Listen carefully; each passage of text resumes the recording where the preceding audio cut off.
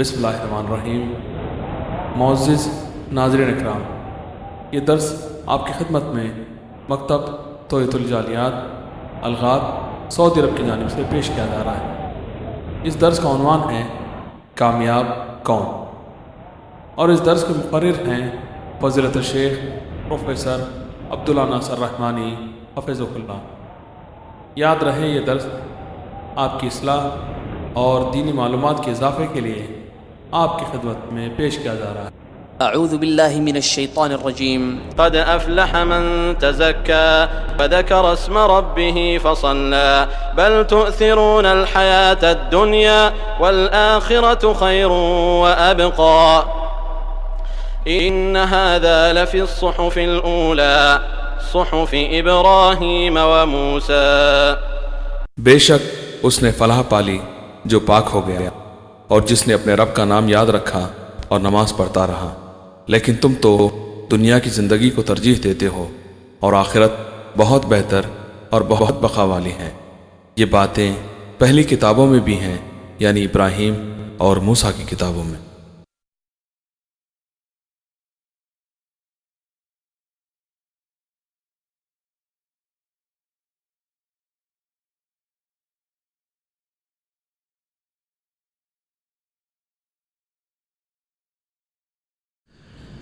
إن الحمد لله نحمده ونستعينه ونستغفره ونعوذ بالله من شرور أنفسنا وسيئات أعمالنا من يهده الله فلا مضل له ومن يضلل فلا هادي له وأشهد أن لا إله إلا الله وحده لا شريك له وأشهد أن محمدا عبده ورسوله أما بعد فإن أصدق الكلام كلام الله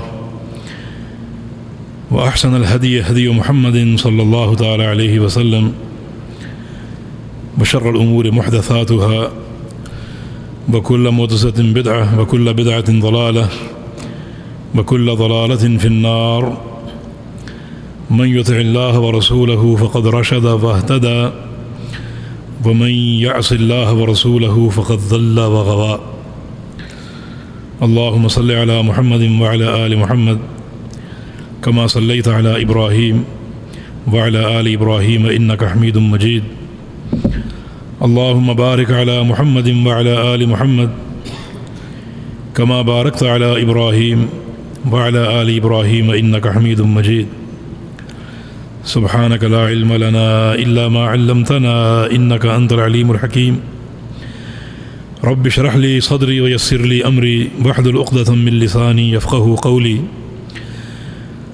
أما بعد فقد قال الله سبحانه وتعالى أعوذ بالله من الشيطان الرجيم من همزه ونفخه ونفسه بسم الله الرحمن الرحيم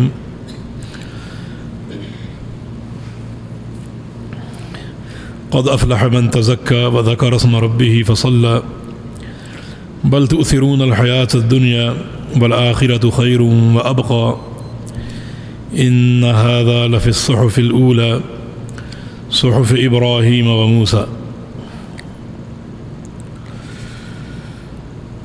قابل قدر علماء کرام،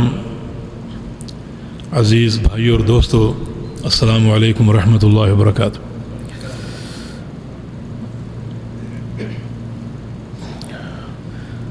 اگر یہ سوال کیا جائے کہ کامیابی کیا ہے تو اس کے مختلف جواب دیے جا سکتے ہیں۔ مختلف لوگ ہیں، مختلف ذہن ہیں، مختلف عقلیں ہیں، مختلف سوچ ہے۔ ہر شخص اپنی سوچ کے مطابق جواب دے گا۔ کوئی کہے گا کہ میں امتحان میں کامیاب ہو جاؤں، یہ کامیابی۔ کوئی کہے گا کہ مجھے سعودی عرب کا ویزا مل جائے، یہ کامیابی۔ کوئی کہے گا میری کوئی دکان بن جائے، یہ کامیابی۔ کوئی کہے گا کہ میں مال و دولت کی نعمت سے نوازا جاؤں، یہ کامیابی۔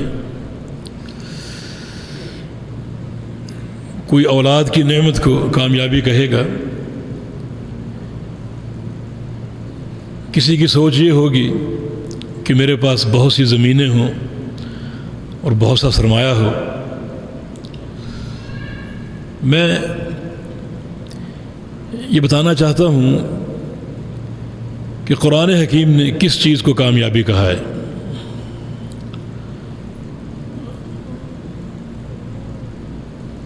اسے ہم بھی کامیابی سمجھ لیں اور اس کامیابی کو پانے کے لیے کوشش شروع کر دیں. اللہ پاک کا فرمان ہے فمن زحزح عن النار وادخل الجنة فقد فاز. لوگوں کامیاب تو وہ ہے جسے جہنم سے بچا لیا جائے اور جنت میں داخل کر دیا جائے، وہ کامیاب. اس لیے کہ جن چیزوں کو تم نے کامیابی شمار کیا ہے کہ ہماری دکان ہو، ہماری زمینیں ہوں، ہمارے پاس دولت ہو، سرمایہ ہو، وہ سب عارضی کامیابیاں ہیں. اور جس چیز کو قرآن نے کامیابی کہا ہے وہ ایک مستقل کامیابی ہے اور وہ کامیابی ہماری ضرورت ہے. اگر وہ کامیابی ہم کو حاصل نہیں ہوتی تو مجھے بتاؤ کہ جہنم کی آگ کون برداشت کر سکتا ہے؟ رسول اللہ صلی اللہ علیہ وسلم کا فرمان ہے نارکم ہذہ جزء من 70 جزءا من نار جہنم. یہ جو دنیا کی آگ ہے جو تم جلاتے ہو، جسے تم برداشت نہیں کر سکتے، کبھی کسی لوہار کی بھٹی پر جا کر دیکھو، یہ آگ لوہے کو پگھلا دیتی ہے. اس آگ کے سامنے لوہا موم ہو جاتا ہے. لیکن جو قیامت کی آگ ہے، جہنم کی آگ ہے، یہ دنیا کی آگ سے 70 گنا زیادہ گرم ہے، 70 گنا زیادہ تیز ہے. جب یہ آگ برداشت نہیں ہو سکتی تو وہ آگ کیسے برداشت ہوگی؟ ایک اور حدیث میں رسول اللہ صلی اللہ علیہ وسلم کا فرمان ہے کہ اشتکت النار الی ربها فقالت یا رب اکل بعدی بعدا. کہ جہنم نے خود اللہ کے دربار میں شکایت کی کہ اے اللہ، تو نے مجھے اتنا گرم کر دیا ہے اور اتنی تیزی میرے اندر پیدا کر دی ہے کہ میری آگ مجھے کھا رہی ہے، یہ آگ مجھے کھا رہی ہے، اتنی یہ آگ گرم ہو چکی. تو یہ آگ کون برداشت کر سکتا ہے؟ رسول اللہ صلی اللہ علیہ وسلم کا فرمان ہے کہ فَأَذِنَ اللَّهُ لَهَا بِنَفَسَيْنِ. اللہ تعالیٰ نے جہنم کے اس شکوے کو اس طرح دور کیا کہ جہنم میں 2 سانسیں پیدا کر دیں. ایک سانس وہ اندر کو کھینچتی. اس وقت دنیا میں سردیوں کا موسم ہوتا ہے. فرمایا کہ یہ جو شدت کی سردی تم محسوس کرتے ہو، یہ جہنم کا سرد سانس ہے، یہ سردی بھی کوئی برداشت نہیں کر سکتا. اور ایک سانس یہ باہر نکالتی، یہ گرم موسم پیدا کرتی. اور فرمایا کہ دنیا میں جو تم شدت کی گرمی محسوس کرتے ہو، یہ جہنم کے گرم سانس کی وجہ سے. تو خواہ اس کا ٹھنڈا سانس ہو، خواہ اس کا گرم سانس ہو، یہ ناقابل برداشت تھا. اس جہنم سے بچ جانا اور جنت کو پا لینا، فرمایا کہ یہ کامیابی، اسے کامیابی سمجھو. کامیابی دنیا کی دولتیں اور دنیا کا سرمایہ نہیں ہے. کامیابی کا سامان وہ ہے جو آخرت کی سعادت اور آخرت کی کامیابی پر منتج ہو. انصار کی ایک جماعت، انصار صحابہ جو مدینہ منورہ کے رہنے والے تھے، انصار جنہوں نے مہاجرین کا استقبال کیا، ان کی مدد کی، ان کے ناصر بن گئے، تو ان کا لقب انصار ہو گیا. یہ رسول اللہ صلی اللہ علیہ وسلم کے پاس آئے، پہلی مرتبہ ایک دنیا کی حاجت لے کر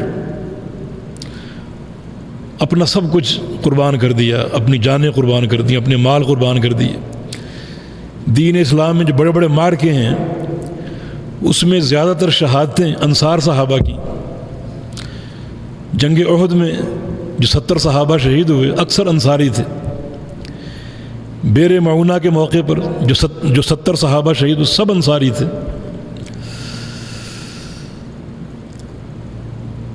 اسی طرح یمامہ کی جنگ میں جو 70 صحابہ شہید ہوئے سب انصاری تھے. ایک دفعہ دنیا کی حاجت لے کر نبی علیہ السلام کے پاس آئے. حاجت یہ تھی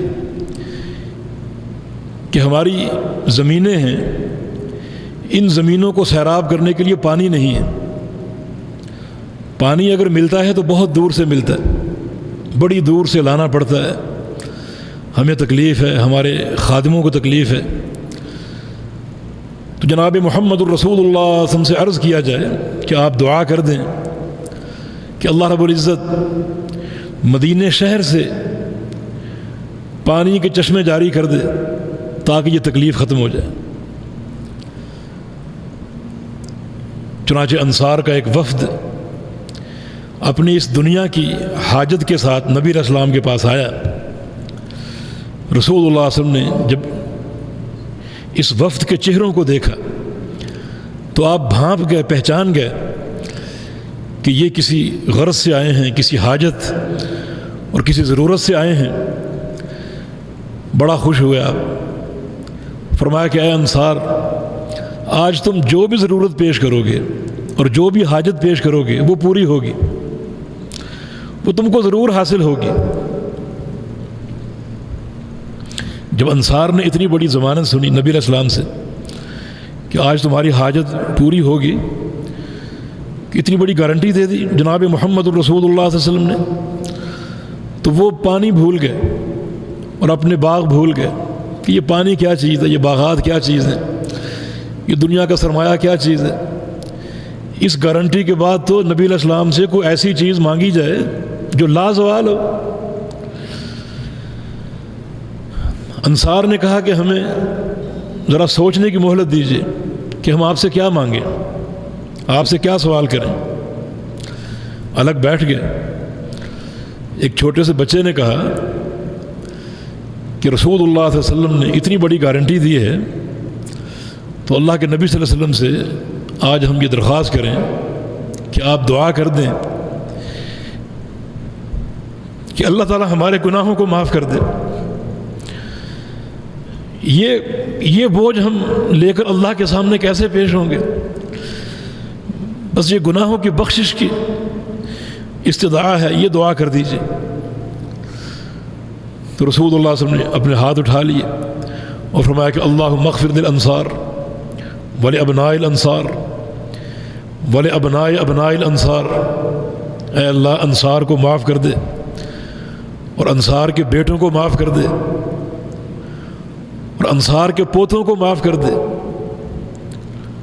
انصار نے کہا ولی موالینا، ہمارے غلاموں کے لیے بھی دعا کر دیجیے. تو فرمایا کہ ولی موال الانصار، یا اللہ انصار کے غلاموں کو بھی معاف کر دے. یہ ایک فرق واضح کرنے کے لیے مثال دی ہے آپ کو کہ ان کی حاجت خالص دنیا کی تھی.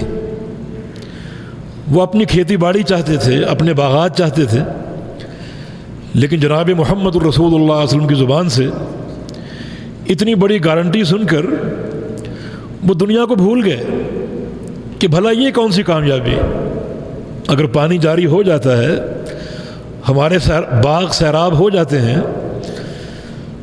اور ہماری کھیتیاں لہلہا اٹھتی ہیں اور ہم خوب کھاتے اور پیتے ہیں، تو بھلا یہ کون سی کامیابی؟ کامیابی تو وہ ہے جو آخرت میں کام آئے، جو بندے کی عاقبت کو سنوار دے. تو جناب محمد الرسول اللہ صلی اللہ علیہ وسلم سے گناہوں کی بخشش کا سوال کیا کہ آپ یہ دعا کر دیجیے.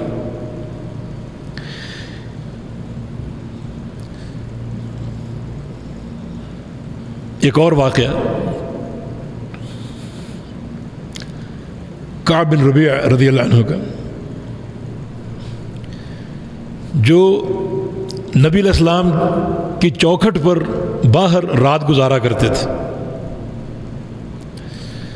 نبی علیہ السلام اندر آرام فرما رہے ہیں اور یہ باہر کھڑے ہیں، باہر بیٹھے ہیں آپ کی چوکھٹ پر، صرف یہ سوچ کر کہ دن کے وقت رسول اللہ صلی اللہ علیہ وسلم کے ساتھ بہت سے صحابہ ہوتے ہیں جو آپ کی خدمت کرتے ہیں، اگر رات کو نبی علیہ السلام کو کچھ ضرورت پیش آ جائے، باہر جانا ہے، قضاء حاجت کے لیے جانا ہے، آپ کو پانی کی ضرورت پڑ جائے، تو رات کو کون ہوگا جو آپ کی خدمت کرے؟ یہ سوچ کر گھر کی چوکھٹ کے باہر یہ پوری رات بسر کیا کرتے تھے، اور نبی علیہ السلام اندر، کسی کو خبر نہیں۔ یہ نیکی اللہ کی رضا کے لیے کر رہے تھے، بتایا کسی کو نہیں۔ ایک دن نبی علیہ السلام کو واقعی ضرورت پڑ گئی، آپ دروازہ کھول کر باہر نکلے تو باہر اپنے صحابی کو پایا، پوچھا تم یہاں کیسے؟ کہا میں تو یہاں پتہ نہیں کتنے عرصے سے آ رہا ہوں، یہ سوچ کر کہ رات کو اگر آپ کو کوئی ضرورت پڑتی ہے تو کون خدمت کرے گا آپ کی، اس خدمت کے لیے میں یہاں ہر رات آ کر بیٹھتا ہوں، پوری رات گزارتا ہوں۔ نبی علیہ السلام کو پانی کی ضرورت تھی، پانی ان کے پاس موجود تھا، نبی علیہ السلام باہر گئے، حاجت سے فارغ ہوئے، اور یہ نبی علیہ السلام کو پانی پیش کرتے ہیں، وضو کراتے ہیں، تو ان کو بھی نبی علیہ السلام نے فرمایا کہ سل تعطا، اے کعب سوال کرو، تم سوال کرو تمہیں دیا جائے گا، جو سوال کرو گے وہ پورا ہوگا۔ اب یہ بھی نبی علیہ السلام کی طرف سے ایک ضمانت تھی کہ جو دعا کرو گے، جو سوال کرو گے پورا ہوگا۔ انہوں نے نبی علیہ السلام سے مہلت طلب کی، ذرا سوچنے کی، کہ میں سوچ کے بتاتا ہوں کہ میں آپ سے کیا مانگوں۔ ہم جیسا دنیا دار ہوتا تو دنیا کے خزانے مانگتا، مجھے سونا چاہیے، مجھے چاندی چاہیے، اور مجھے دکانیں چاہیے، اور مجھے فیکٹری چاہیے۔ انہوں نے سوچا کہ میں نبی علیہ السلام سے دنیا مانگوں یا دین مانگوں، دنیا مانگوں یا آخرت مانگوں۔ حالانکہ ان کی معیشت بڑی تنگ تھی، پیٹوں پر پتھر باندھتے تھے۔ جو ان کا قائد تھا محمد الرسول اللہ صلی اللہ علیہ وسلم، اس کے گھر میں 3 چاند ایسے گزر جاتے کہ گھر میں آگ نہیں جلتی تھی۔ معیشت تنگ تھی، تو سوچتے ہیں کہ اگر دنیا مانگتا ہوں تو دنیا تو ختم ہو جائے گی، ایک عارضی چیز ہے، دنیا مانگی تو کیا مانگا؟ میں نبی علیہ السلام سے آخرت مانگتا ہوں، اور آخرت میں اگر صرف جنت مانگوں تو جنت تو بہت سو کو ملے گی، کوئی ایسی چیز مانگوں جس میں بہت کم لوگ شریک ہو۔ ایک دن گزرا، 2 دن گزرے، سوچتے رہے، آخر سوچ کر فیصلہ کر کے نبی علیہ السلام کے پاس آ گئے، اور آ کر کیا مانگا؟ اسألک مرافقتک فی الجنہ، کہ یا رسول اللہ صلی اللہ علیہ وسلم مجھے جنت میں آپ کی رفاقت چاہیے۔ میری یہ خواہش ہے کہ جس طرح دنیا میں آپ کو دیکھتا ہوں، ہر وقت آپ کا دیدار کرتا ہوں، اور یہ سوچ کے پریشان ہوتا ہوں کہ قیامت کے دن آپ کہاں ہوں گے اور ہم کہاں ہوں گے، آپ کا دیدار ہمیں کہاں نصیب ہوگا۔ تو میری یہ خواہش ہے، میری یہ دعا ہے، میری یہ چاہت ہے، میرا یہ سوال ہے کہ مجھے جنت میں آپ کی رفاقت مل جائے، آپ کا ساتھ مل جائے۔ میرے بھائی، یہ کامیابی رسول اللہ صلی اللہ علیہ وسلم نے کیا فرمایا کہ اعنی علی نفسک بکثرۃ السجود۔ یہ نہیں کہ جاؤ تم کامیاب ہو، جیسے دنیا میں کہتے ہیں کہ بابا جی نے کمر پہ ہاتھ پھیر دیا، بیڑا پار ہو گیا۔ بیڑے ایسے پار ہوتے ہیں؟ سردار کائنات فرماتے ہیں اعنی علی نفسک بکثرۃ السجود، اے میرے صحابی، اگر تم یہ مقام چاہتے ہو کہ جنت بھی ملے اور میری رفاقت بھی ملے، تو راتوں کو اٹھ کر کثرت سے نفل پڑھا کرو، اللہ کے دربار میں سجدے کیا کرو۔ جتنے سجدے کرو گے تمہارا یہ راستہ اتنا آسان ہو جائے گا، تمہیں جنت بھی حاصل ہوگی اور میری رفاقت بھی حاصل ہوگی۔ یہاں بھی بتانا یہ مقصود ہے کہ صحابہ کرام کی سوچ کا محور کیا تھا۔ یہ دنیا نہیں تھی، آخرت تھی۔ دنیا کی کامیابی کامیابی نہیں ہے، یہ بڑی عارضی سی کامیابی، اصل کامیابی آخرت کی کامیابی جو اللہ پاک نے فرما دی، من زحزح عن النار وادخل الجنت فقد فاز۔ جس شخص کو جہنم سے بچا لیا جائے اور جنت میں داخل کر دیا جائے وہ کامیاب ہے۔ میرے دوست اور بھائیو، جو میں نے سورہ غاشیہ کی، سورۃ الاعلیٰ کی چند آیتیں شروع میں آپ کو سنائیں، ان میں اللہ تعالیٰ نے اخروی کامیابی کے لیے 3 اصول بیان کیے ہیں کہ بھائی یہ کامیابی محنت سے ملے گی، محنت سے۔ یہ کامیابی ایسی نہیں ہے کہ آپ دنیا میں کسی بہروپیے کی سازش کا شکار ہو جائیں۔ میرا تعلق صوبہ سندھ سے، کراچی سے۔ وہاں جو دیہات ہیں، دور دراز کی بستیاں اور دیہات اور گوٹھ ہیں، وہاں کے لوگ اپنے پیروں کے ساتھ منسلک ہیں۔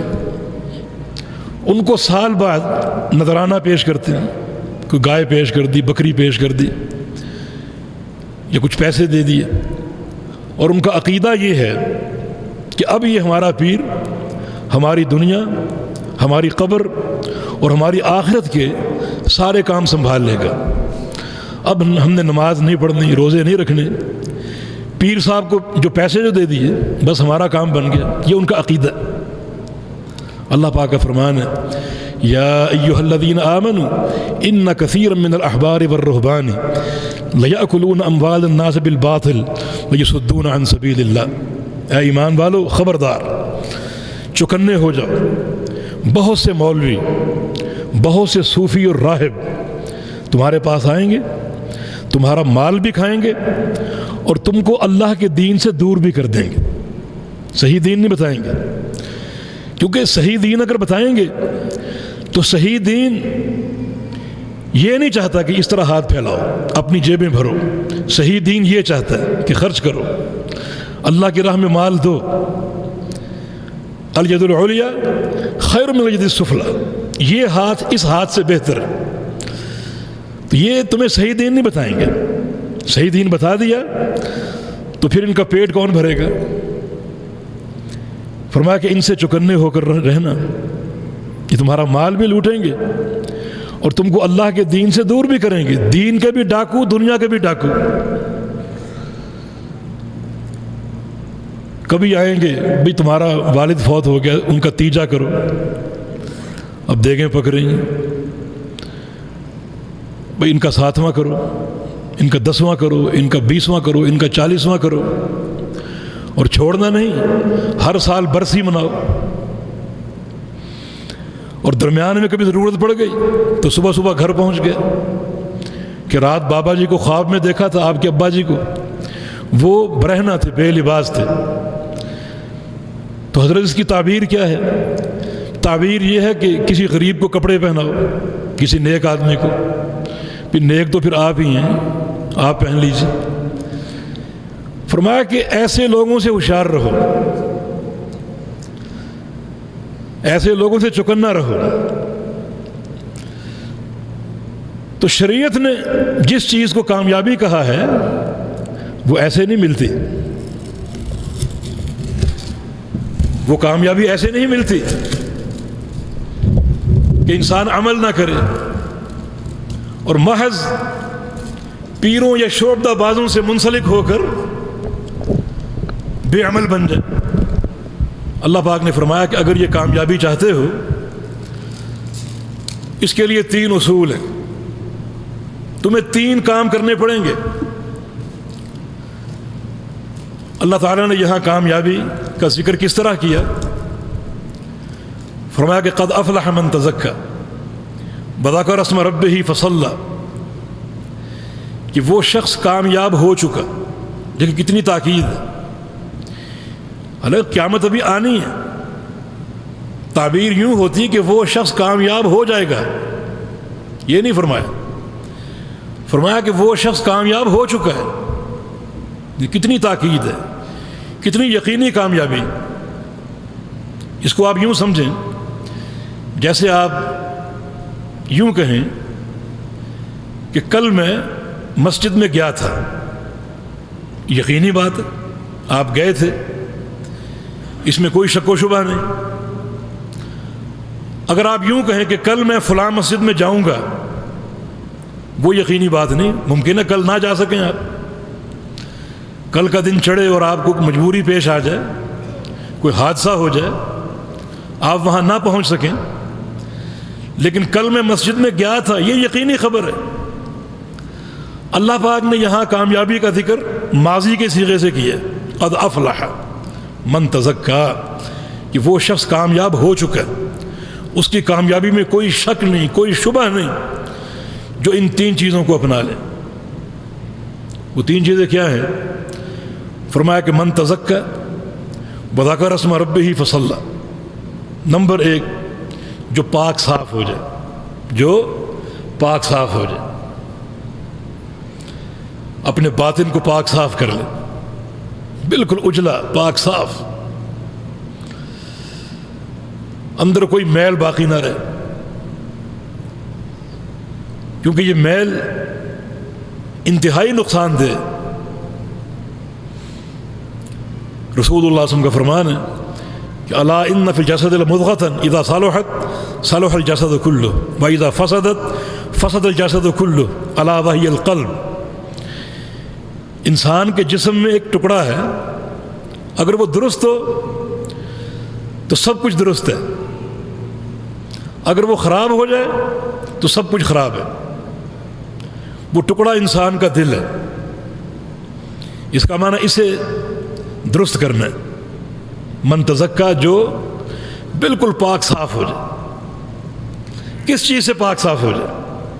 وہ کون سی چیزیں ہیں جو انسان کے دل کو فاسد کرتی ہیں، خراب کرتی ہیں؟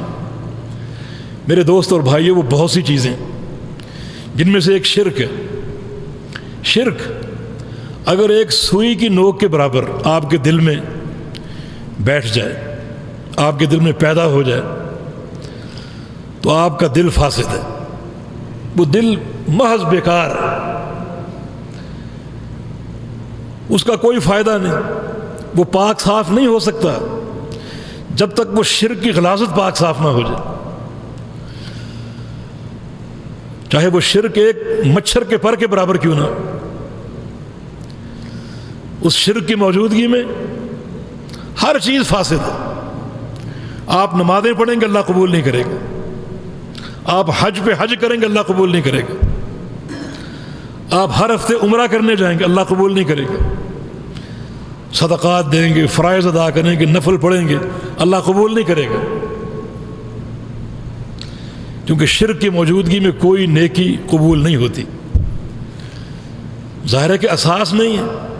اساس یہ کہ یہ چیز بالکل پاک صاف ہو. تو ایک تو شرک کی غلاظت بندے کے باطن کو فاسد کر دیتی، برباد کر دیتی. میں یہ بتانا چاہتا ہوں کہ یہ شرک کیسے پیدا ہوتا ہے، تاکہ وہ راستے ہمیں سمجھ میں آ جائیں اور ہم بچ سکیں. جب تک برائی کا علم نہیں ہوگا تب تک آپ برائی سے کیسے بچیں گے؟ حذیفہ بن یمان فرماتے ہیں کہ نبی علیہ السلام کے صحابہ نبی علیہ السلام کے پاس آتے اور خیر کا سوال کرتے. میں آپ سے شر کا سوال کرتا تاکہ شر کو پہچان سکوں اور شر سے بچ سکوں. اب آپ یہ سمجھیں کہ شرک کیسے پیدا ہوتا ہے. میرے بھائیوں، شرک انسان کے اندر 3 صورتوں سے پیدا ہوتا ہے. ان 3 میں سے کوئی ایک صورت بندہ اپنا لے، اختیار کر لے، تو اس میں شرک آ جائے. چاہے وہ صورت وہ مچھر کے پر کے برابر اختیار کرے یا ایک پہاڑ کے برابر اختیار کرے، دونوں برابر ہیں، دونوں ہولناک ہیں، دونوں خطرناک ہیں، دونوں تباہ کن ہیں. 3 صورتوں میں سے ایک صورت، ایک ہے اللہ کی ربوبیت میں شرک، اللہ تعالیٰ کی ربوبیت میں شرک۔ اس کا معنی یہ کہ عقیدہ یہ ہونا چاہیے کہ یہ پوری جو کائنات ہے، کائنات کی ہر چیز ہمیں دکھائی دے یا نہ دے، اس کا خالق اور مالک کون ہے؟ اللہ رب العزت، اللہ تبارک و تعالی۔ یہ ہے توحید ربوبیت، کہ یہ پوری کائنات اللہ کی مخلوق ہے، اور اس پوری کائنات پر امر، حکم اور آرڈر کس کا چلتا ہے؟ صرف اللہ رب العزت کا۔ جو تغیرات ہو رہے ہیں، تبدیلیاں ہو رہی ہیں، وہ کس کے امر سے ہو رہی ہیں؟ اللہ کے امر سے۔ کوئی غریب ہے تو کس کے حکم سے؟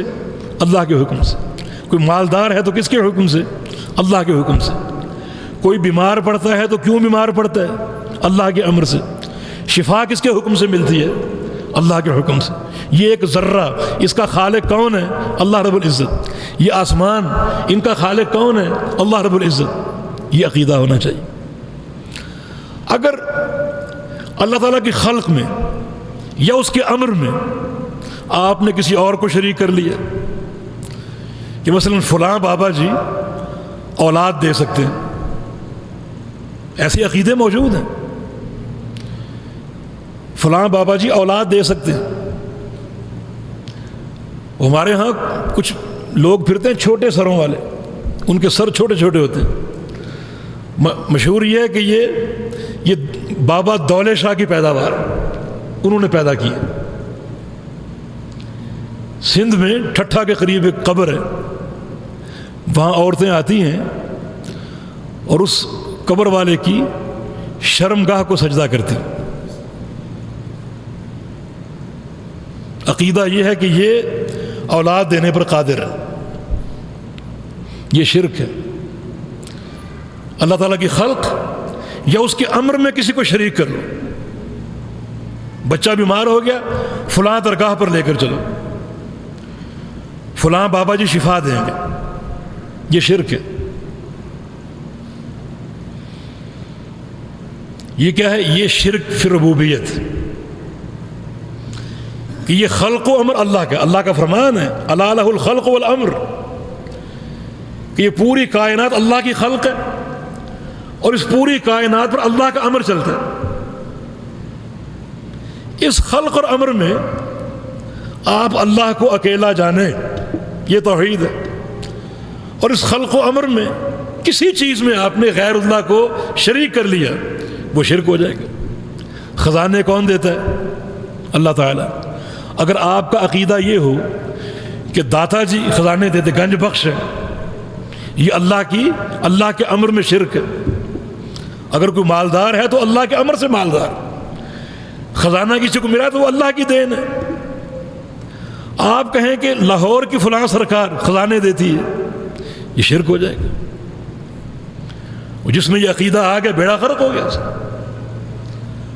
اس کا عقیدہ فاسد ہے، اس کا دل فاسد ہے۔ اب وہ دنیا بھر کے سارے عمل کر لے، ساری نیکیاں کر لے، اللہ قبول نہیں کرے گا۔ وہ توبہ کرے، اس وقت تک اللہ اس کی توبہ قبول نہیں کرے گا جب تک اس شرک کو نہ چھوڑ دے۔ رسول اللہ صلی اللہ علیہ وسلم کے دور میں بارش برسی، یہ سفر حدیبیہ کا واقعہ۔ بعض لوگوں نے کہا یہ بارش فلاں ستارے کی دین ہے، حالانکہ اللہ کی نعمت، اللہ نے برسائی۔ انہوں نے اسے غیر اللہ کی طرف منسوب کر دیا۔ رسول اللہ صلی اللہ علیہ وسلم کو فرمانا ہے کہ اللہ تعالیٰ نے مجھے وحی بھیج کر آگاہ کیا کہ جس نے یہ کہا ہے وہ سب کے سب کفر کی وادی میں داخل ہو گئے، وہ سب کافر ہو گئے۔ اصبح من عبادی مؤمن بی وکافر بی۔ اس ایک بارش نے برس کر کچھ بندوں کے ایمان تازہ کر دیے، اسی بارش نے کچھ بندوں کو کفر میں دھکیل دیا۔ جنہوں نے کہا کہ یہ اللہ کی دین ہے، ان کے ایمان تازہ ہو گئے، اور جنہوں نے کہا کہ یہ فلاں بابے کی دین ہے، فلاں ستارے کی دین ہے، فرمایا کہ اس ایک ہی جملے سے ان کا سب کچھ برباد ہو گیا اور وہ کفر کی وادی میں داخل ہو گئے۔ اب ہمارے ہاں جو عقیدے ہیں کہ فلاں مشکل کشا ہے، یہ اللہ کے امر میں شریک نہیں. مشکل کسی کو آ جائے تو ٹالنے والا کون ہے؟ اللہ رب العزت. ہم کہیں کہ فلاں مشکل کشا ہے، یہ اللہ کے امر میں شرک نہیں. ہم کہیں کہ فلاں بگڑی بنانے والا ہے، کسی کا کوئی معاملہ بگڑ جائے سنوارنے والا کون ہے؟ اللہ رب العزت. ہم کہیں کہ فلاں بگڑی بنانے والا ہے، فلاں حاجت روا ہے، یہ شرک نہیں. ہمارے میڈیا میں یہ نشر نہیں ہوتا کہ خواجہ نہ دے گا تو پھر کون دے گا. آپ سنتے ہیں خواجہ نہ دے گا تو پھر کون دے گا. کتنا گندا عقیدہ. ابو جہل کا عقیدہ یہ تھا کہ اللہ بھی دیتا ہے اور خواجہ بھی دیتا ہے. آج کا مسلمان یہ کہتا ہے کہ خواجہ نہ دے گا تو پھر کون دے گا، اللہ کو بھی نکال دیا. ابو جہل کا بھی عقیدہ نہیں تھا. ہم سنتے ہیں اور جھومتے ہیں، حالانکہ گندا ترین شرک ہے، غلاظت شرک. تو میرے بھائی پھر یہ قلب اور یہ باطن کیسے سنورے گا، کیسے پاک صاف ہوگا؟ اور وہ کامیابی جس کا ہم نے ذکر سنا، جس کو دین کامیابی کہتا ہے، وہ تو اسی نقطے پر موقوف ہے. قد افلح من تزکا، کہ کامیاب صرف وہ ہوا ہے جو اس کو پاک صاف کر لے، ہر قسم کی غلاظت سے، ہر قسم کی گندگی سے، ہر قسم کی میل کچیل سے، ہر قسم کی سیاہی سے اس کو پاک صاف کر لے. تو ایک تو شرک کی یہ صورت ہے. دوسری صورت میرے دوستو یہ ہے کہ اللہ تعالیٰ کی عبادت میں کسی کو شریک کر لیا جائے. اللہ تعالیٰ کی عبادت میں معبود کون ہے، عبادت کے لائق کون ہے؟ جو کلمہ پڑھ کر آپ مسلمان ہوتے ہیں وہ کلمہ کیا ہے؟ لا الہ الا اللہ محمد الرسول اللہ. لا الہ الا اللہ کا معنی کیا ہے؟ کہ کوئی معبود نہیں ہے، کوئی معبود نہیں سوائے اللہ تعالیٰ کے. اور اگر آپ کسی کو معبود بنا لیں کہ فلاں معبود ہے، فلاں کی قبر پر سجدہ ہو سکتا ہے اور فلاں کے مزار پہ سجدہ ہو سکتا ہے، فلاں مزار کا طواف ہو سکتا ہے، تو آپ نے اللہ تعالیٰ کی عبادت میں اس فلاں کو شریک کر لیا. پھر توحید کہاں رہی؟ یہ شرک. اگر آپ کا عقیدہ یہ بن جائے کہ فلاں درخت پر دھاگے باندھے جائیں، فلاں درخت پر کپڑوں کی پٹیاں باندھی جائیں تو مشکلیں حل ہوتی ہیں، اس درخت کو معبود بنا لیا. انا للہ و انا، اس درخت کو. قرآن حکیم کا پہلا امر کیا ہے؟ پہلا آرڈر قرآن پاک کا، یا ایھا الناس اعبدوا ربکم، اے لوگو تم عبادت کرو صرف اپنے پروردگار کی، اپنے رب کی. سورہ فاتحہ میں کیا آپ اقرار کرتے ہیں؟ ایاک نعبد و ایاک نستعین، اے اللہ میں خاص تیری ہی عبادت کرتا ہوں اور تجھ ہی سے مدد طلب کرتا ہوں. عبداللہ بن عباس کا قول ہے کہ سابقہ تمام کتابوں کا خلاصہ قرآن پاک ہے اور پورے قرآن کا خلاصہ سورہ فاتحہ ہے، اور پوری سورہ فاتحہ کا خلاصہ یہ آیت ہے ایاک نعبد و ایاک نستعین. یہ پورے دین کا مدار ہے کہ تیری ہی عبادت کرتا ہوں اور کسی کی نہیں، اور تجھ ہی سے مدد طلب کرتا ہوں اور کسی سے نہیں. اقرار آپ کرتے ہیں، دن میں کئی بار کرتے ہیں، اور پھر آپ کسی اور کو پوجیں، کسی کی قبر پر دیا جلائیں، چادر چڑھائیں، پھول چڑھائیں. یہ سب شرک ہے میرے بھائی، شرک ہے. دیا کیوں جلاتے ہیں؟ چادر کیوں چڑھاتے ہیں؟ پھول کیوں چڑھاتے ہیں؟ بعض لوگ کہتے ہیں یہ معمولی چیزیں ہیں. معمولی نہیں ہیں، یہ تو بہت سے شرکوں اور بہت سی نحوستوں کا منبع. دیا اس لیے جلاتے ہیں تاکہ صاحب قبر ہم سے خوش ہو جائے کہ فلاں نے ہماری قبر پر آ کر دیا جلایا. اس کا معنی کیا ہوا کہ آپ کا عقیدہ ہے کہ صاحب قبر غیب جانتا ہے، اسے معلوم ہے کہ میں کیا کر رہا ہوں، اسے دیا جلانے کا علم ہے. اس کا مقصد کیا ہے؟ مقصد یہ کہ وہ ہم سے راضی ہو جائے اور ہماری حاجت پوری کر دے. اس کا معنی یہ ہوا کہ صاحب قبر آپ کی حاجت پوری کرنے پر قادر ہے. دیکھیں یہ ایک چھوٹا سا دیا عقیدے کے اعتبار سے کتنا فساد پیدا کر رہا ہے، کتنا فساد پیدا کر رہا ہے. تو میرے دوستو، یہ میں بڑے اخلاص سے دعوت دے رہا ہوں آپ کو قد افلح من تزکا، جو کامیابی کی اساس ہے یہ تزکیہ ہے، اس نفس کا تزکیہ۔ تو عقیدہ کیا ہو کہ ہر قسم کی عبادت کے لائق کون ہے؟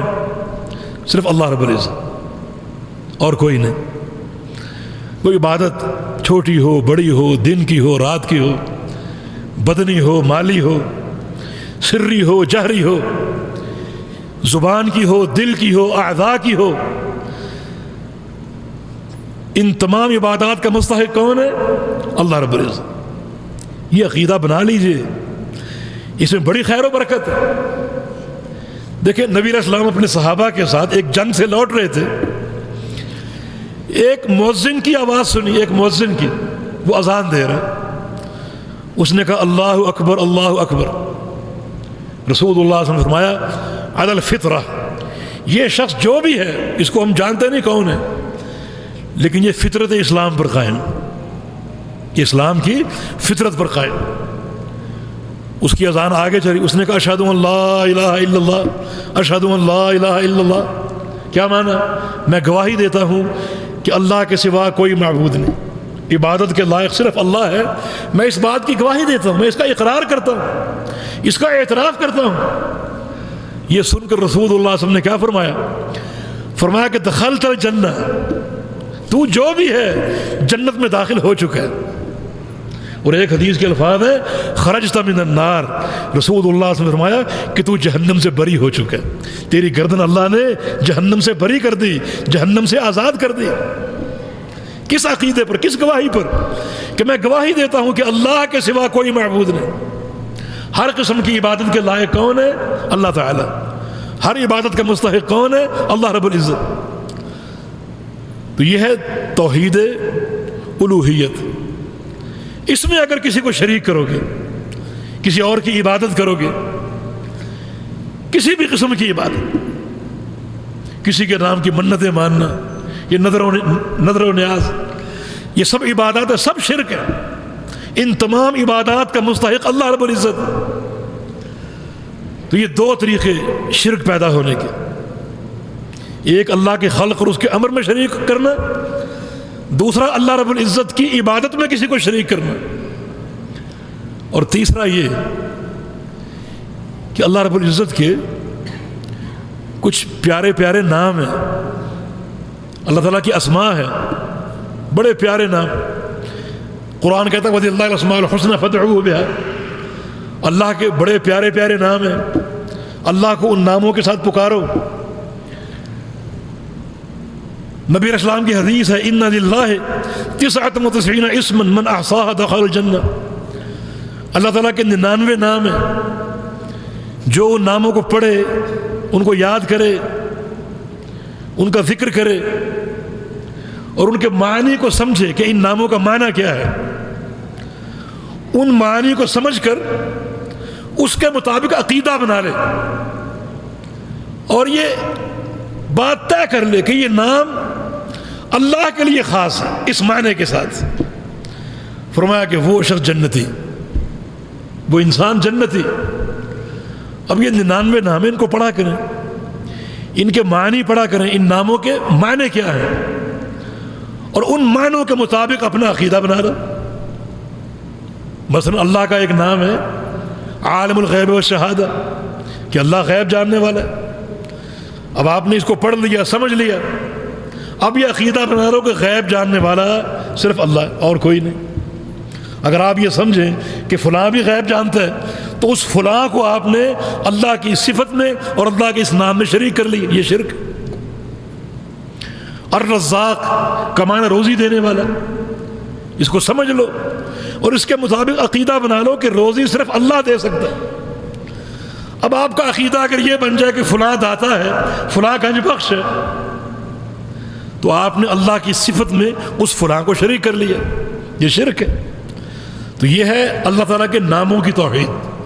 ان ناموں کو پڑھو، سمجھو، اور سمجھنے کے بعد ان ناموں کو ان معنی کے ساتھ اللہ کے لیے خاص کر لو۔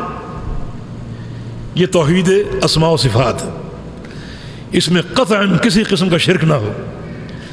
تو یہ شرک نمبر 1، یہ شرک ہے جو بندے کے باطن کو اور اس کے قلب کو مجروح کر دیتا ہے، فاسد کر دیتا ہے، اور وہ بندہ کامیاب نہیں ہو پاتا، کیونکہ کامیابی کی شرط یہ ہے کہ یہ دل پاک صاف ہو، یہاں کوئی غلاظت نہ ہو، کوئی گندگی نہ ہو اور کوئی نجاست نہ ہو۔ اور شرک تو نجس ہے، انما المشرک نجس، مشرکین نجس ہیں، ناپاک ہیں، پلید ہیں، کیونکہ ان کی پلیدگی ان کے شرک کی بنا پر ہے۔ تو یہ شرک انسان کے باطن کو پلید کر دیتی ہے اور ناپاک کر دیتی ہے، اس سے بچو۔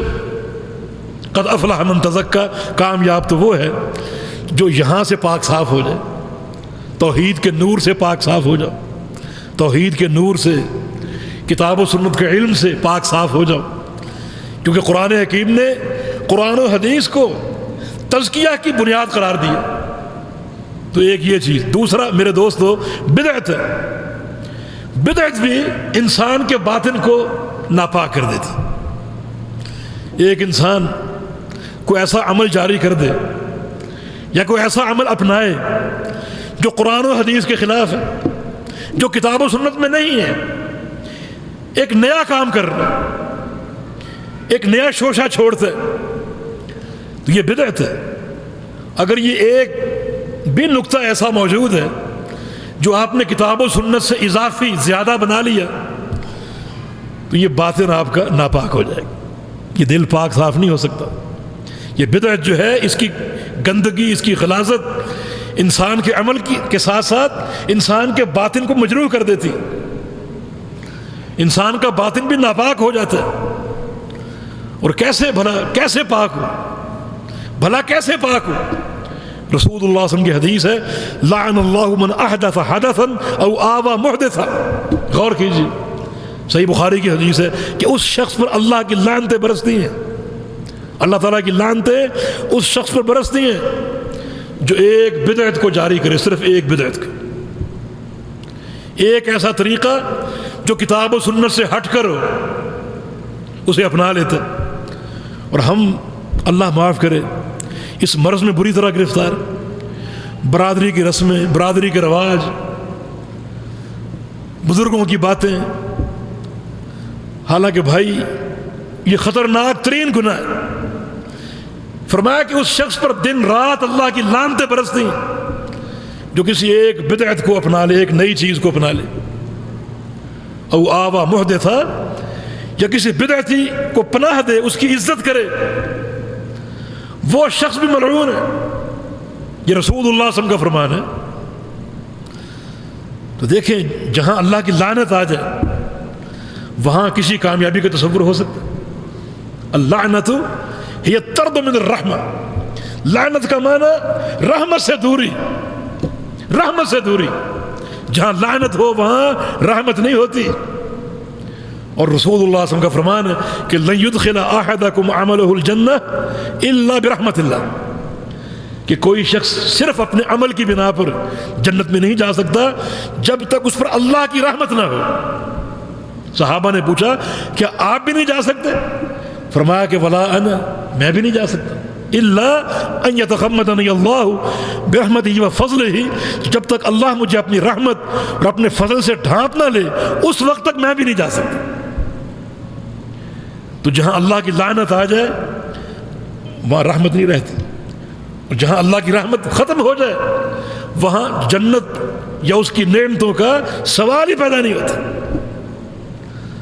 تو بھائی یہ بدعت ایک بڑا خطرناک گناہ ہے، یہ انسان کے عمل کو بھی باطل کر دیتا ہے، اور عمل کے ساتھ ساتھ انسان کی روحانیت کو، اس کے باطن کو برباد کر دیتا ہے، برباد کر دیتا ہے۔ جب تک یہ بدعت موجود ہے کوئی صورت نہیں عمل کی قبولیت کی، بلکہ نبی علیہ السلام کا فرمان ہے کہ ان اللہ حجب التوبۃ عن کل صاحب بدعت، اللہ تعالیٰ نے ہر بدعتی انسان سے توبہ کو چھپا دیا، اس کی توبہ قبول نہیں ہوتی، اس کی نیکیاں قبول نہیں ہوتی۔ کتنا خطرناک گناہ۔ تو پھر کامیابی کیسے ہوگی؟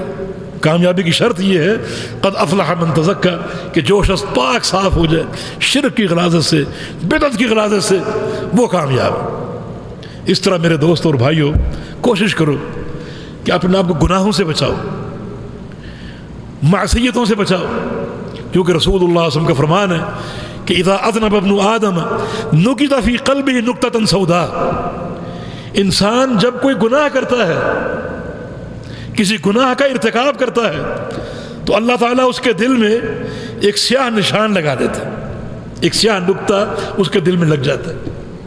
اگر وہ دوسرا گناہ کرے دوسرا نقطہ، تیسرا گناہ کرے تیسرا نقطہ، اگر وہ گناہ کرتا جا رہا ہے تو نقطے بڑھتے جا رہے ہیں۔ تو اس سے بھی دل سیاہ ہو سکتا ہے۔ اگر دل سیاہ ہو جائے تو وہ شخص کہاں کامیاب ہوگا؟ قد افلح من تزکا، کامیابی کی شرط تو یہ ہے کہ جو بالکل پاک صاف۔ تو اس دل کو پاک صاف کرو، گناہوں کی سیاہی سے بچو۔ گناہ اگر سرزد ہو جائیں تو اللہ کے دربار میں توبہ کرو، توبہ سے گناہ ختم ہو جاتے ہیں، سیاہیاں دھل جاتی ہیں اور یہ کالک ختم ہو جاتی ہے اگر بندہ توبہ کر لے۔ بلکہ اللہ توبہ سے خوش ہوتا ہے۔ للہ افرح بتوبۃ عبدہ، اللہ کو سب سے بڑھ کر خوشی اپنے بندے کی توبہ سے ہوتی۔ ان اللہ یمد یدہ باللیل لیتوب مسیء النہار ویمد یدہ بالنہار لیتوب مسیء اللیل، رات ہوتی ہے تو اللہ اپنا ہاتھ پھیلا دیتا ہے تاکہ دن میں گناہ کرنے والا رات کو توبہ کر لے۔ دن ہوتا ہے تو اللہ اپنے ہاتھ کو پھیلا دیتا ہے تاکہ رات کی تاریکی میں گناہ کرنے والا دن کو توبہ کر لے۔ کس طرح اللہ توبہ چاہتا ہے؟ تو اللہ گناہوں کو معاف کرتا ہے۔ اس کا فرمان ہے کہ یا ابن آدم لو بلغ ذنوبک عنان السماء ثم استغفرتنی لاغفرن لک علی ما کان منک ولا ابالی۔ اے آدم کے بیٹے، اگر تیرے گناہ آسمان تک پہنچ جائیں اور تو ایک بار استغفار کر لے، صدق دل سے توبۃ النصوح کر لے، سچی اور خالص توبہ کر لے، تو میں تیری ایک بار کی توبہ سے تیرے تمام گناہوں کو معاف کر دوں۔ یہ استغفار کی برکت۔ تو اس طرح یہ دل کی سیاہی یہ بھی تزکیے کی منافی ہے۔ اور شرط کیا ہے کامیابی کے لیے کہ بندہ یہاں سے بالکل پاک صاف ہو، کوئی سیاہی نہ ہو، کوئی شرک کی غلاظت نہ ہو، کوئی بدعت کی میل کچیل نہ ہو۔ پھر بعض اوقات ہمارے جو تعلقات ہوتے ہیں ان تعلقات کی نوعیت اس دل کو مجروح کرتی۔ مثال کے طور پر اپنے کسی بھائی سے ناراض ہیں، اپنے کسی بھائی کے متعلق دل میں میل ہے، کوئی دل میں کدورت ہے، حسد ہے، بغض ہے، کینہ ہے، نفرت ہے۔ یہ تمام چیزیں انسان کے دل کو، اس کے باطن کو مجروح کرتی ہیں۔ یہ تزکیہ اور تربیت کے منافی ہیں۔ رسول اللہ صلی اللہ علیہ وسلم کی حدیث ہے کہ جمعرات کو اور پیر کو بندوں کے اعمال اللہ کے دربار میں پیش ہوتے ہیں۔ صحیح مسلم کی حدیث، جمعرات کو اور پیر کو بندوں کے اعمال اللہ کے دربار میں پیش ہوتے ہیں۔ اس لیے پیغمبر اسلام کی سنت تھی کہ آپ جمعرات کو اور پیر کو روزہ رکھا کرتے تھے، روزے سے رہتے تاکہ جب اعمال پیش ہوں تو ان میں روزہ بھی شامل ہو، روزہ بھی ساتھ موجود ہو، ایک اضافی نیکی ہے۔ فرمایا کہ جب یہ اعمال اللہ تک پہنچتے ہیں تو اللہ فرماتا ہے کہ یہ سب قبول کر لو، اور جس جس کے اعمال آ رہے ہیں سب کو معاف کر دو، لیکن دو قسم کے انسانوں کو معاف نہیں کرنا، دو قسم کے انسانوں کو معاف نہیں کرنا۔ الا المشرکین، ایک شرک کرنے والا، اس کے لیے کوئی معافی نہیں، اور دوسرا والذی وجدت بینہ وبین اخیہ الشحناء، دوسرا وہ انسان ہے جس کے دل میں اپنے کسی بھائی کا کوئی کینہ ہو، اپنے کسی بھائی سے نفرت ہو، اپنے کسی بھائی سے کدورت ہو، اپنے کسی بھائی کے تعلق سے دل میں میل کچیل ہو۔ فرمایا کہ اس کی نیکیاں اس وقت تک قبول نہیں کرنا جب تک وہ ان تمام غلاظتوں کو ختم کر کے اس سے صلح نہ کر لے، اپنے معاملات درست نہ کر لے۔ فرمایا کہ اس وقت تک اس کی نمازیں، اس کے روزے اور اس کی نیکیاں قطعاً قبول نہیں کرنا۔ تو اس کا معنی یہ چیز بھی انسان کے باطن اور اس کے قلب کے لیے مضر ہے، نقصان دہ ہے۔ تو ان تمام غلاظتوں سے پاک صاف کرو، عقیدہ صاف ہو، توحید کی معرفت ہو، توحید کے نور سے دل منور ہو، اور سنت کے نور سے یہ دل منور ہو۔ شرک نہ ہو، شرک اس کو سیاہ کر دیتا ہے۔ بدعت نہ ہو، بدعت بھی انسان کے دل کو سیاہ کر دیتی۔ اس طرح گناہوں سے باز رہے، گناہ اگر ہوں تو فوراً توبہ کر کے اپنے دل کو دھو لے اور پاک صاف کر لے۔ اس طرح جو میل ملاپ ہیں، اپنے بھائیوں سے تعلقات کی صورتیں ہیں، وہ بھی عین شریعت کے مطابق ہوں، اور یہ دل ان تعلقات کے حوالے سے بالکل پاک صاف.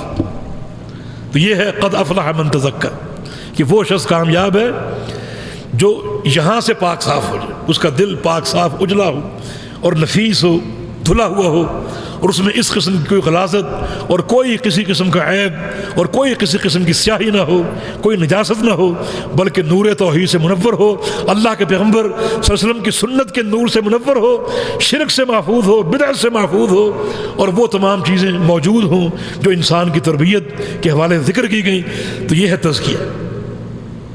دوسرا اصول کیا ہے؟ دوسری چیز کیا ہے جس کو اللہ نے کامیابی کی بنیاد کہا؟ وہ ہے وذاکر اسم ربہ، اپنے رب کا ذکر کرتا رہے، اپنے پروردگار کا ذکر کرتا رہے. میرے بھائی میں کافی طویل بات کر گیا یہ تزکیہ کے حوالے سے، بخیر وقت کافی ہو چکا. ذکر جو ہے یہ ہمارے لیے ایک قلعے کی حیثیت رکھتا ہے. نبی علیہ السلام کی حدیث ہے کہ ذکر اللہ کی مثال یہ ہے کہ جیسے ایک شخص ہو، اس کے پیچھے دشمن لگا ہوا ہے مسلح، اور یہ نہتا ہے، یہ آگے بھاگ رہا ہے، دشمن پیچھے بھاگ رہا ہے کہ اس کو قابو کروں اور قتل کر دوں. بھاگتے بھاگتے بھاگتے بھاگتے اچانک اس کے سامنے قلعہ آتا ہے جس کی اونچی دیواریں ہیں، اس کا دروازہ کھلا ہوا ہے، اور وہ سیدھا اس قلعے میں داخل ہو کر دروازہ بند کر لیتا. اب اس کا دشمن اس تک نہیں پہنچ پاتا، دیواریں اونچی ہیں، دروازہ بند ہے، راستے مسدود ہیں، اب یہ دشمن سے محفوظ ہو گیا. تو اگر آپ نے شیطان سے پناہ چاہنی ہے، حفاظت چاہنی ہے، اور یہ جو مختلف جن بندوں کو تنگ کرتے ہیں، خبیث قسم کے جن، ان سے اگر تحفظ چاہنا ہے تو ذکر اللہ کو اپنا معمول بنا لیجئے. اللہ کا ذکر کیجئے، اللہ کو یاد کیجئے.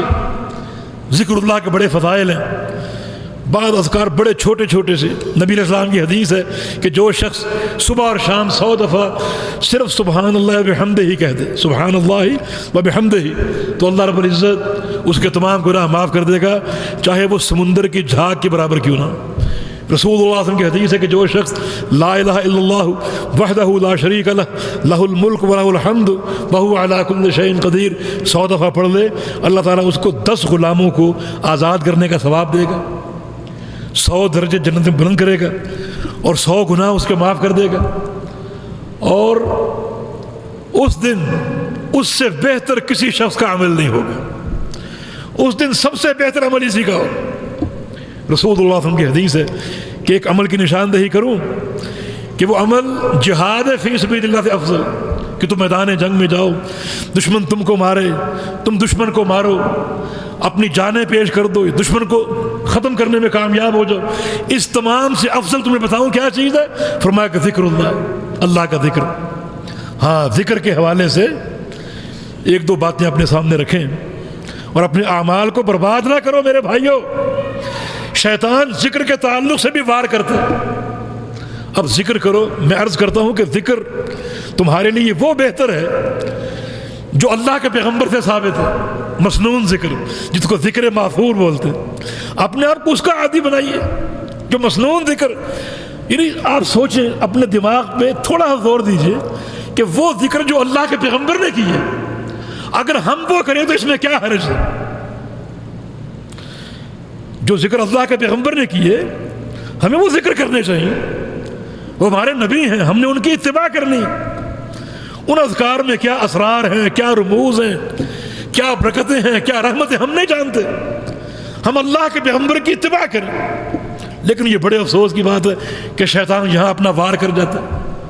اب کسی کے ہاتھ میں عہد نامہ ہے، کسی کے ہاتھ میں درود لکھی، درود تاج، درود ہزاری، دلائل الخیرات، مصنوعی اذکار، مصنوعی گھڑے ہوئے اذکار جن کی نہ کوئی سند ہے، نہ کوئی برہان ہے، بلکہ بعض اذکار کے معنی شریعت کے خلاف ہیں، توحید کے منافی. یہاں بھی شیطان ہم کو ورغلا گیا. وہ ذکر کرو جو اللہ کے پیغمبر سے ثابت. چھوٹے چھوٹے ذکر. نبی علیہ السلام کا فرمان ہے کہ لا حول ولا قوت الا باللہ کنز من کنوز الجنہ. یہ جنت کا خزانہ ہے. لا حول ولا قوت الا باللہ جنت کا خزانہ ہے. کتنا قیمتی ذکر، کتنا قیمتی ذکر. رسول اللہ صلی اللہ علیہ وسلم نے فرمایا کہ افضل الذکر اربع، افضل الکلام اربع، کہ 4 چیزیں سب سے بہترین ذکر ہیں، 4 کلام ایسے ہیں جو سب سے بہترین ہیں۔ کون کون سے؟ سبحان اللہ والحمد للہ ولا الہ الا اللہ واللہ اکبر۔ سبحان اللہ، اللہ پاک ہے ہر عیب سے، ہر شریک سے، ہر طعن سے، ہر نقص سے اللہ پاک ہے۔ کتنا عظیم و شان عقیدہ کہ اللہ اب تک تیری طرف جو نقائص منسوب کیے گئے، میرا عقیدہ یہ کہ تو ان سے پاک ہے۔ آج جو نقائص منسوب کیے جا رہے ہیں، میرا عقیدہ یہ کہ تو ان سے پاک ہے۔ قیامت تک جو منسوب کیے جائیں گے، میرا عقیدہ یہ کہ تو ان سے پاک ہے۔ سبحان اللہ، کتنا بہترین ذکر ہے۔ الحمدللہ، یا اللہ تمام تعریفیں تیرے لیے ہیں، ساری بادشاہتیں تیرے لیے ہیں۔ اور لا الہ الا اللہ، یا اللہ تیرے سوا کوئی معبود نہیں، سارے معبود باطل ہیں، تو معبود حق ہے، اکیلا معبود حق، باقی سارے معبود باطل ہیں۔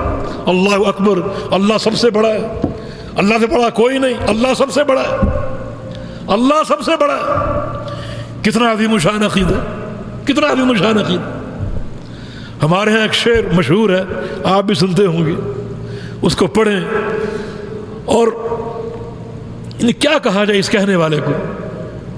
وہ کہتا ہے کہ اٹھا کر میم کا گھونگھٹ، اٹھا کر میم کا گھونگھٹ جو جھانکا تیری کملی میں۔ یہ شاعر نبی علیہ السلام کو خطاب کر رہا ہے۔ یہ میم کون سی ہے؟ احمد کی میم۔ وہ کہتا ہے کہ اللہ کا نام ہے احد، احد بغیر میم کے، اور نبی علیہ السلام کا نام ہے احمد میم کے ساتھ، یعنی احد اور احمد میں ایک میم کا فرق ہے۔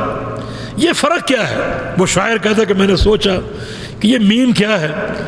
اٹھا کر میم کا گھونگھٹ جو جھانکا تیری کملی میں، تو دیکھا ذات احمد میں احد روپوش رہتا ہے، کہ احد چھوٹا ہے، احمد بڑا ہے۔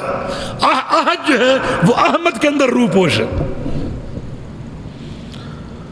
اور آپ کیا کہتے ہیں؟ اللہ اکبر، اللہ سب سے بڑا ہے، اللہ سب سے بڑا۔ کتنے بہترین اذکار۔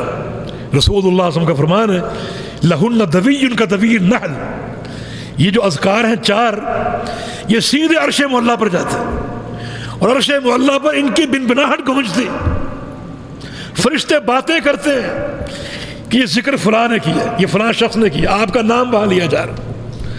تو یہ بہتر ہے یا یہ دلائل الخیرات بہتر ہے؟ جو ذکر اللہ کے پیغمبر نے دیا وہ بہتر ہے، یا جو مصنوعی ذکر آپ کے سر پہ تھوپ دیے گئے اور آپ ان کو خریدتے ہیں اور پڑھتے ہیں اور محنتیں کرتے ہیں اور کوئی ان کا فائدہ نہیں؟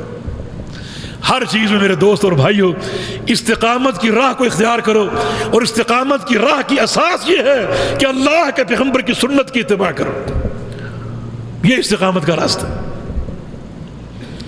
فصلہ، تیسری چیز کیا ہے کہ نماز قائم کر لو، نماز قائم کرو، نماز کو ضائع نہ کرو۔ ضائع کرنے کے 2 معنی، ایک معنی یہ کہ نماز پڑھی ہی نہ جائے، اس نے ضائع کر دیا، حدیث نے اس کو کفر کہا، ایک نماز کو چھوڑنا کفر۔ دوسرا معنی یہ ہے کہ ایک بندہ پڑھتا ہے لیکن رسول اللہ صلی اللہ علیہ وسلم کے طریقے اور آپ کی سنت کے مطابق نہیں پڑھتا، اس نے بھی ضائع کر دیا، اس نے بھی نماز کو برباد کر دیا۔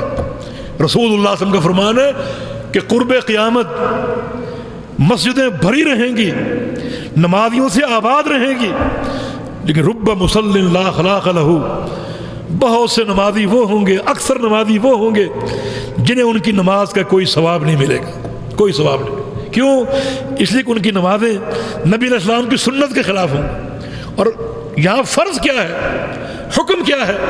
حکم یہ ہے کہ صلو کما رأیتمونی اصلی، کہ بالکل ویسی نماز پڑھو جیسی مجھے پڑھتے ہوئے دیکھتے ہو۔ تو میرے بھائی یہ کوئی معمولی چیز نہیں ہے، ہم صرف یہ کہہ کر ٹال دیتے ہیں کہ بھائی نماز تو پڑھتا ہے نا، مسجد تو آتا ہے نا، جیسی مرضی پڑھ لو، یہ ساری ادائیں ہیں۔ نہیں، ادائیں نہیں ہیں، رسول اللہ صلی اللہ علیہ وسلم کا ایک ہی طریقہ نماز کا، اس طریقے کو سیکھو۔ اس کے لیے صحیح بخاری کس نے دیکھی ہے؟ پوری دنیا کے علماء کا اتفاق ہے کہ قرآن حکیم کے بعد سب سے صحیح کتاب صحیح بخاری۔ کسی کو توفیق ہوئی کہ صحیح بخاری کھول کر اپنی نمازیں چیک کر کے دیکھ لے کہ سنت رسول کے مطابق ہیں یا مخالف ہیں؟ دنیا میں بڑے ہم ماہر ہیں، دنیا کمانے کے لیے 7 سمندر پار چلے جاتے ہیں، وطن کو چھوڑ دیتے ہیں، بچوں کو چھوڑ دیتے ہیں، ماں باپ کو چھوڑ دیتے ہیں، دنیا خوب کماتے ہیں، بڑی مہارت سے کماتے ہیں، اور دنیا کے سامان گھر میں موجود ہے، گھر میں ٹی وی موجود ہے، گھر کی چھت پہ اینٹینا بھی لگا ہوا ہے، لیکن اگر نہیں ہے تو کیا نہیں ہے؟ صحیح بخاری نہیں، وہ مجموعہ جو رسول اللہ صلی اللہ علیہ وسلم کی صحیح احادیث پہ مشتمل ہے وہ نہیں فصلہ۔ کامیابی کی اساس یہ ہے کہ وہ نماز قائم کرنے والا ہو، کہ نمازیں پڑھے بالکل سنت کے مطابق اور پیغمبر علیہ السلام کے طریقے کے مطابق۔ اگر طریقے خلاف ورزی کرے گا تو ہم تو بڑی معمولی چیز ہے، رسول اللہ صلی اللہ علیہ وسلم کے دور میں ایک صحابی نے ایک سنت کی خلاف ورزی کی، رسول اللہ صلی اللہ علیہ وسلم فرمایا کہ تمہاری نماز نہیں ہوئی، پھر پڑھو، دوبارہ پڑھو۔ اس نے پھر پڑھی، فرمایا کہ یہ بھی نہیں ہوئی، اس نے پھر پڑھی، فرمایا کہ یہ بھی نہیں ہوئی۔ پھر اس نے سیکھا اور اللہ کے پیغمبر نے سکھایا، جس کا معنی یہ کہ مسئلہ بڑا اہم ہے، اس کی طرف توجہ دینی چاہیے۔ تو یہ 3 اصول ہیں، قد افلح من تزکا وذکر اسم ربہ فصلی، کہ جو شخص پاک صاف ہو جائے، ہر قسم کی غلاظت سے اپنے آپ کو دھو لے اور پاک صاف کر لے، اس کا دل اجلا ہو، منور ہو نور توحید سے، منور ہو پیغمبر علیہ السلام کی سنت سے، پیغمبر علیہ السلام کی محبت سے، اور منور ہو اور وہ بالکل اپنے اس دل کو بچا کے رکھے، اپنے اعمال کو، کردار کو، عقیدے کو شرک کی نحوست سے، بدعت کی نحوست سے، اور ان تمام مفاسد سے جو انسان کے باطن کو خراب کرتی ہیں، اور اس کے ساتھ ساتھ اللہ کا ذکر کرے، مسنون ذکر سنت کے مطابق کرے، سنت کے مطابق۔ یعنی بعض اذکار بھی یعنی شیطان اپنے ایسے وار کرتا ہے کہ بندوں کو ورغلاتا ہے اور ہر چیز میں گمراہ کرنے کی کوشش کرتا ہے۔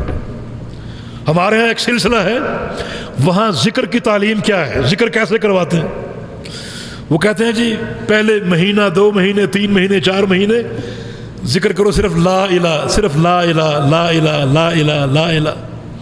2-4 ماہ کے بعد جب حضرت جی تمہیں اس قابل سمجھیں گے کہ تم آگے چلو تو پھر الا اللہ، الا اللہ، الا اللہ، الا اللہ۔ یہ کیا ہے؟ یہ ذکر ہے؟ نہ لا الہ کا کوئی معنی، نہ الا اللہ کا کوئی معنی، کوئی معنی نہیں۔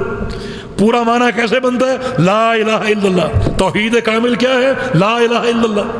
نہیں 2-4 مہینے لا الہ، لا الہ، اور 4 ماہ کے بعد الا اللہ، الا اللہ، الا اللہ، اور آرام سے نہیں بلکہ اپنے دل پہ ضربے مارنے۔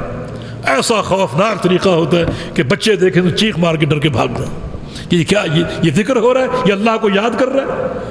اندھیرا کر کے ذکر کرو اور ضربے مارو، اجتماعی ذکر کوئی چیز ثابت نہیں، اجتماعی ذکر بدعت ہے، ضربے مارنا بدعت ہے، تکلف سے اندھیرے کرنا بدعت ہے، ذکر کی تختی اس کو کاٹنا بدعت ہے۔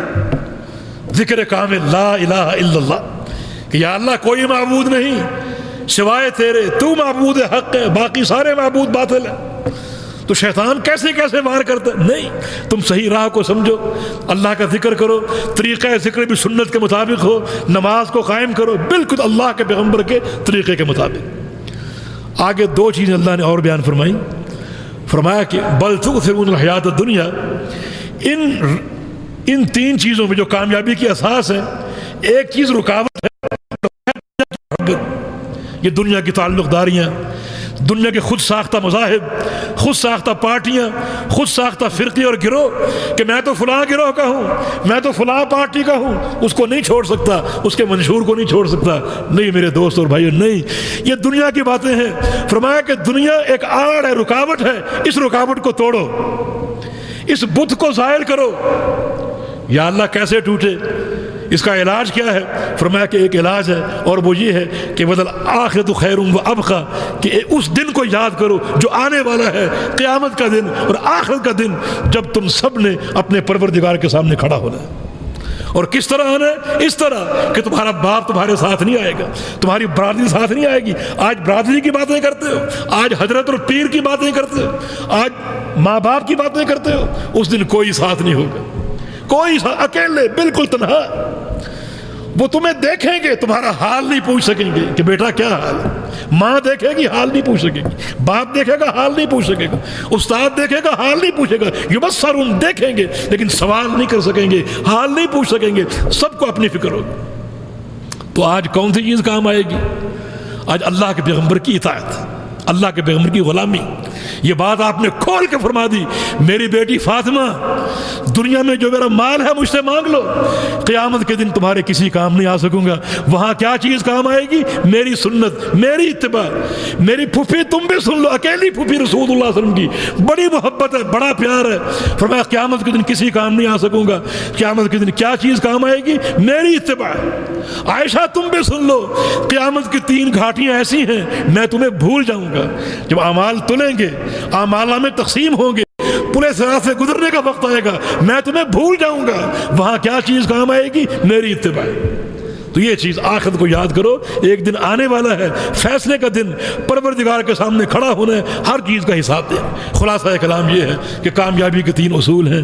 ایک تزکیہ، دوسرا ذکر اللہ، تیسرا نماز کی اقامت. یہ تمام چیزیں بالکل منہج کتاب و سنت کے مطابق ہوں، اللہ کے پیغمبر کی تعلیمات کے مطابق ہوں، اور ان تمام چیزوں کو اچھی طرح سمجھیں، غور کریں، ان کو اپنا لیں. اور ساتھ ساتھ خبردار کر دیا کہ بعض لوگ اس طرف کیوں نہیں آتے، حالانکہ راستہ بالکل واضح ہے، کامیابی کا راستہ بالکل واضح ہے، سہل اور آسان ہے. ان کے سامنے دنیا کے بت، دنیا کی محبتیں، دنیا کے گروہ، دنیا کے تعلق، دنیا کی برادریاں. فرمایا ان سب کو توڑو. کیسے توڑیں؟ آخرت کو یاد کرو کہ اللہ کے سامنے کھڑا ہونا ہے، جہنم کا عذاب، محشر کا منظر، کتنی کٹھن گھاٹیاں، کتنے مہیب اندھیرے ہیں، ان تمام کا سامنا کرنا پڑے گا.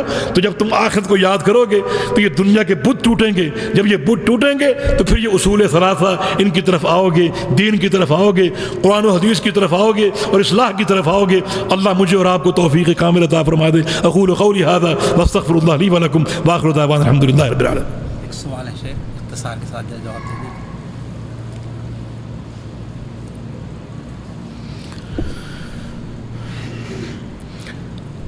ایک سوال ہے کہ شیعہ کے ساتھ تعلق رکھنا کیسا ہے، ان کے ساتھ کھانا پینا، مجلس کرنا، وضاحت فرمائیں.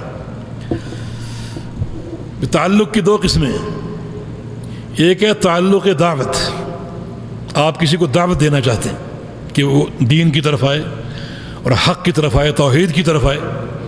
اس تعلق کی خاطر اس سے اگر آپ دوستی قائم کرتے ہیں، اس کو کھلاتے ہیں، پلاتے ہیں، اس سے محبت کرتے ہیں، صرف اس نیت سے کہ وہ ہماری بات سنے، ہمارے قریب آئے اور ہماری دعوت سے مستفید ہو اور اللہ اس کو ہدایت دے دے، تو یہ تعلق مستحسن ہے. ضرور اس سے تعلق رکھیں، لیکن دعوت اساس ہو. دعوت اساس ہو. اگر دعوت اساس نہیں ہے، دعوت اگر اساس نہیں ہے تو پھر یہ کسی دوستی کے قابل نہیں. اسوأ فرق الیہود، یہ بدترین ایک فرقہ اور گروہ ہے، کسی دوستی اور محبت کے قابل نہیں. اور جہاں خطرہ ہو کہ ہو سکتا ہے وہ ہم پر حاوی آ جائے اور اس کی محبت ہمیں اپنی طرف کھینچ لے، تو پھر تو میل جول قطعی حرام ہے. اور مجلس کرنا، اگر مجلس سے مراد ان کی مجلسیں جس میں وہ مرثیے پڑھتے ہیں اور تبرع کرتے ہیں اور مختلف باتیں کہتے ہیں، وہ ان میں شرکت کرنا بالکل ناجائز اور قطعی حرام ہے. تو تعلق کی صرف ایک ہی اساس ہے اور وہ دعوت اللہ کی ہے. اگر یہ مطلوب ہے تو اس کے لیے ملنا جلنا، دوستی کرنا، جانا، کھانا، ان کو کھلانا، یہ تمام چیزیں مستحسن اور جائز ہیں. باقی کوئی تعلق جائز نہیں ہے. واللہ اعلم بالصواب. جزاکم اللہ خیر. باتیں توقعات سے بہت بڑھ کر کے مفید اور کامیاب رہیں. آپ لوگوں کا خیال ہے اس لیے کہ بہت سے بھائی ہیں جن کی صبح ڈیوٹی ہے، ورنہ میں مولانا سے گزارش کرتا کہ جس طریقے سے پہلی چیز قد افلح من تزکا کی تفسیر سے ہمیں اور آپ کو مستفید کیا ہے، اسی طریقے سے دوسرے 2 نقطے بلکہ 3 نقطے جو رہ گئے ہیں ان کی بھی وضاحت فرماتے. لیکن امید کرتا ہوں کہ یہ موقع انشاءاللہ مولانا ہمیں دوسرے سفر میں ضرور دیں گے.